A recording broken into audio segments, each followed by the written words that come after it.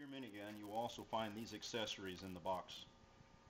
CO2 regulator, an overnight charger, 3.5 to 4 foot of high pressure airline, and a 2.5 pound CO2 bottle with an on-off valve. The first thing you're going to need to do, the guns will probably be charged, but just a precaution, go ahead and put it on an overnight charge. And the unit needs to be placed on its side where you gain access. These are your connections for your battery and for your charger. The charger is going to connect on the lead here, plugs in and clips, and then this will get plugged into your closest wall outlet. You're going to make your connection to the gun to make it operable. These need to be connected. And this is your airline fitting.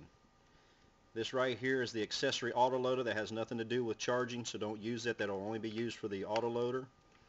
This is a disconnect for the motor, and this is only used in conjunction with the when you're doing the hop up. The airline connects by simply pushing it in, and to remove it, you can make sure the pressure is not on the system. You hold the ring in and pull the airline out firmly, and it'll disconnect. To connect it to your bottle, you simply thread the regulator on, making sure the O-ring is in place. Thread it on till it firmly seats. Then take the other end of your airline and plug it onto your bottle.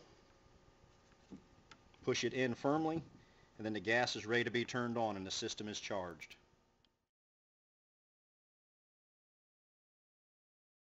To load the gun, this cap here is removed and the BBs are poured in from the rear. You can fill it all the way up to the tube. Don't try to pack them in there with a rod or anything. Just let gravity do its work and simply put the cap back on. Once you've done that and your airlines are hooked up and the CO2 bottle's turned on, your gun's ready to fire. But first you must remove the safety lanyard, which removes a safety clip out of the trigger, prevents the trigger from being pulled. Now the gun is ready to fire.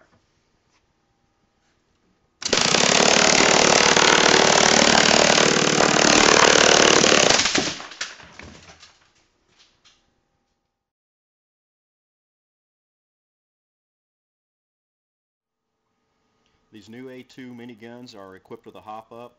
In order to make the adjustments, the first thing you need to do is disconnect the motor. Make sure your air supply is hooked up and turned on. Once the motor is disconnected, simply flip the gun over. You'll need to open up the safety sector cover,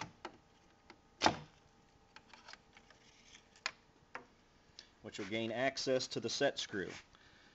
Do not adjust this screw here. This is a barrel lock screw. This here is your hop-up screw, the one with the groove cut in there. There's an O-ring underneath there, and each barrel has got a slot cut in front of it. And what happens is when you thread the screw down, it protrudes and pushes the rubber down in and acts as the force that puts the backspin on the BB. The reason you have to disconnect the motor is the same operation for firing the gun is used. You have to pull the trigger, but instead of it rotating the barrels, it'll only allow the gas to escape through and fire the gun. So to make the adjustment to put more backspin on it, the screw is threaded in clockwise for more hop up, counterclockwise for less hop up. Once the adjustment is made, this hub is rotated back where the barrel is in line 12 o'clock on top of the gun with the air flow on the back. Simply pull the trigger and it'll fire that one barrel, and you'll be able to see out when it hits the target if you need to raise or lower. This needs to be done independently for each and every barrel to achieve the perfect hop up that you desire for the given range.